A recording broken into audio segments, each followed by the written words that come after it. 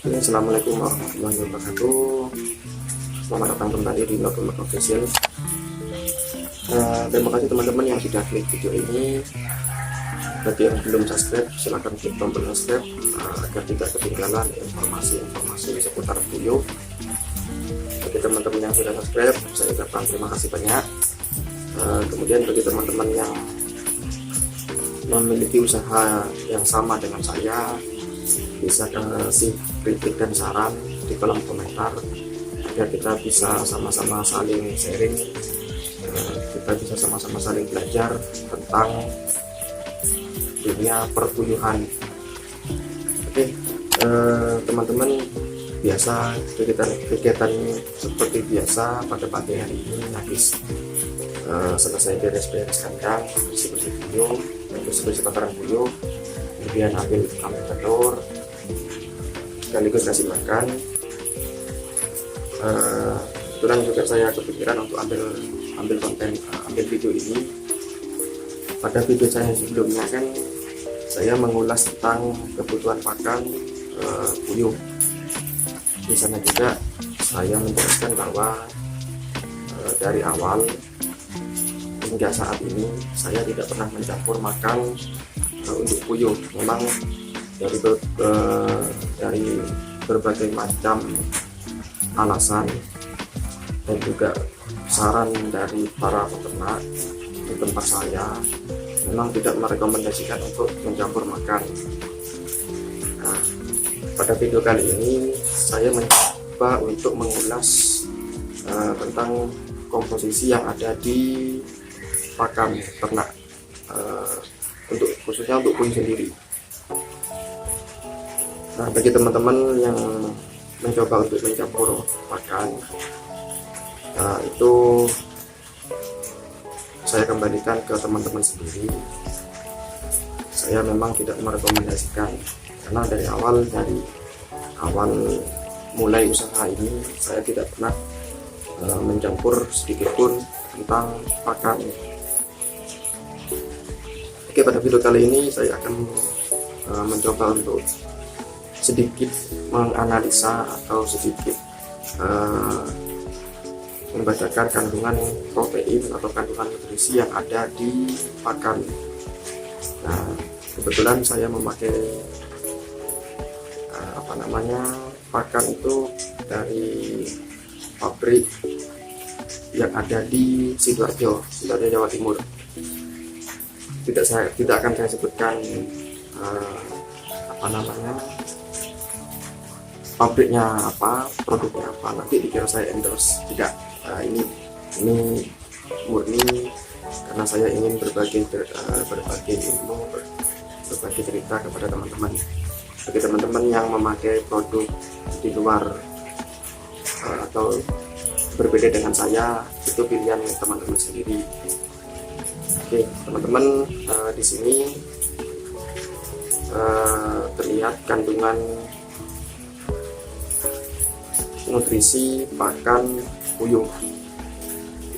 Di sini yang pertama ada kadar air, kemudian ada abu, ada protein kasar, ada lemak kasar, ada serat kasar, ada kalsium, ada fosfor, ada enzim, ada urea, ada asam amino, kemudian ada aflatoksin.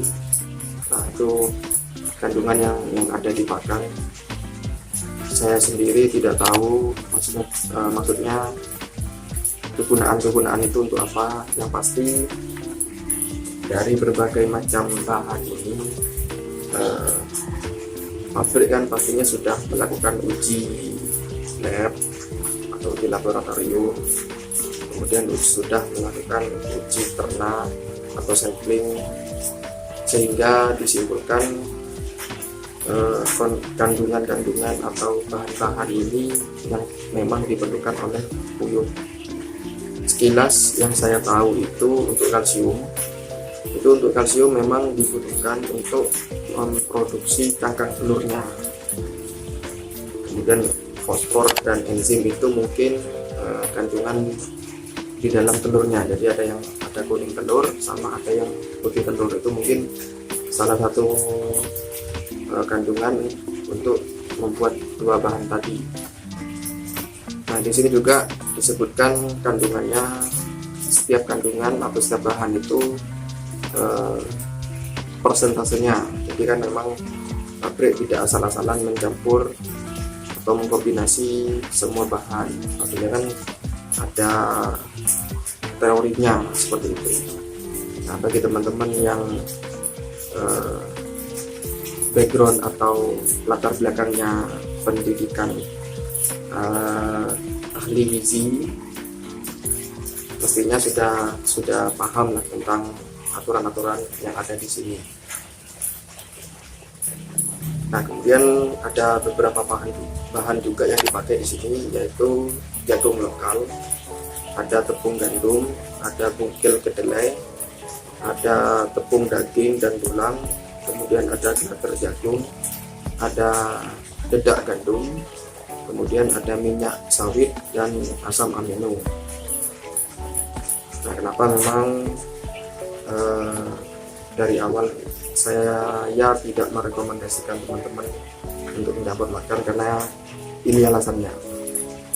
Pabrik berani membuat produk, pabriknya sudah melewati berbagai macam uji coba, dan pastinya nanti hasilnya itu memberikan hasil yang maksimal.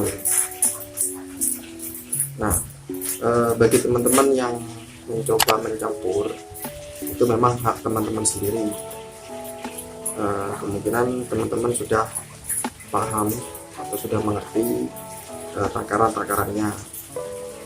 Saya kembalikan lagi ke teman-teman, karena itu memang hak teman-teman sendiri, tidak ada paksaan untuk teman-teman harus mencampur atau harus murni makan dari pabrik. Memang karena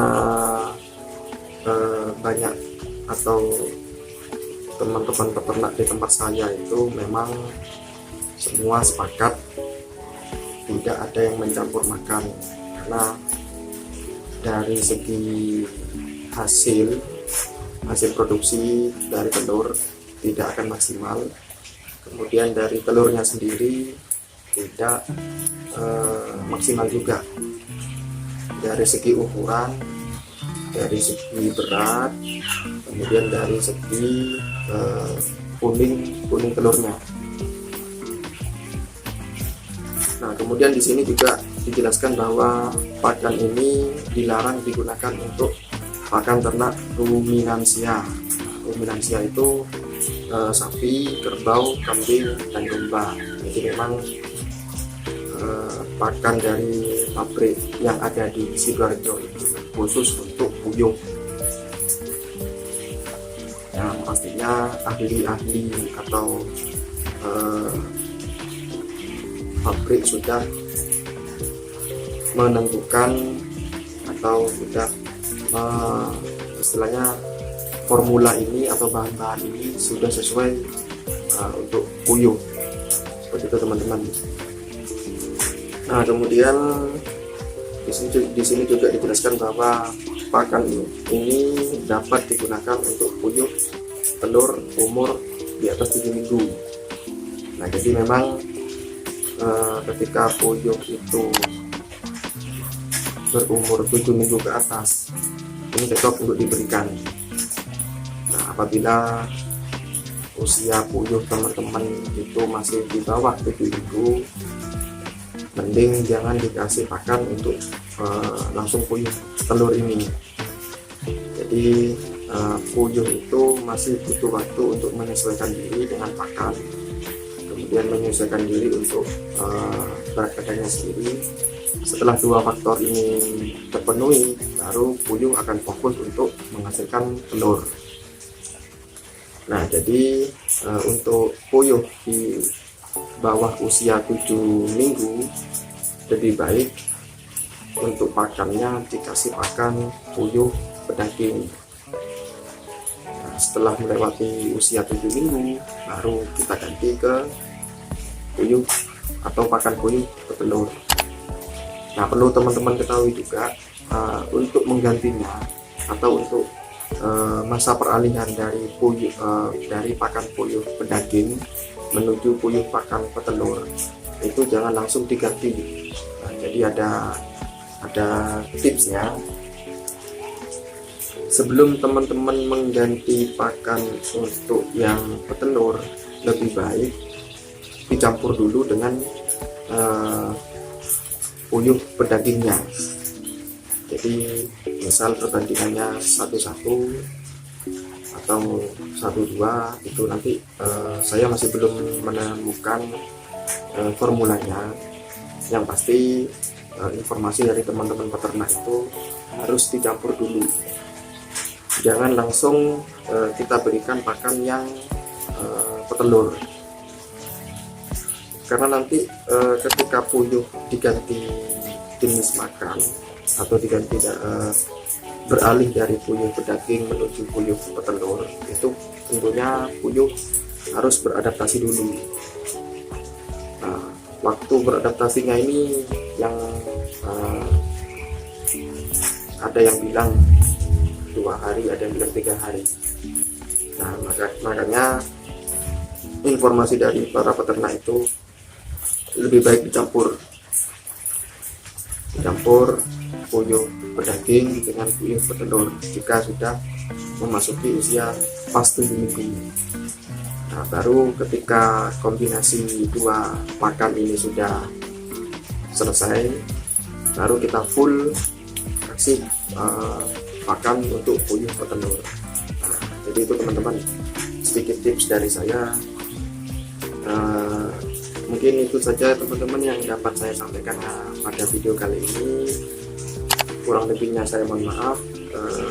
Bagi teman-teman yang memulai usaha di bidang peternakan atau semua atau bidang lainnya, saya doakan semoga teman-teman sukses dan berhasil, yang pastinya memperoleh cuan tiap hari. Oke teman-teman, terima kasih. Kurang lebihnya mohon maaf. Wassalamualaikum warahmatullahi wabarakatuh. Salam sukses.